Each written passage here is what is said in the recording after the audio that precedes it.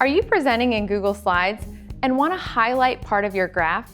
Walking through data with a group and really want to point something out? Direct attention in Google Slides presentations in one easy step. I'm Laura Mae Martin, Google's Productivity Advisor, here to show you how to work your space in Google Workspace. Today, we'll show you how to use laser pointer in Slides.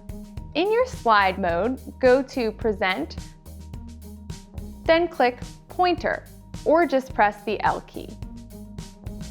From that point on, your mouse will be a trailing red circle to direct attention on a slide. So there you have it. Access laser pointer in Slides in one easy step. If you have any questions about this tip, leave them in the YouTube comments below. Looking for more tips just like this? Follow Google Workspace on Twitter, Facebook, and LinkedIn.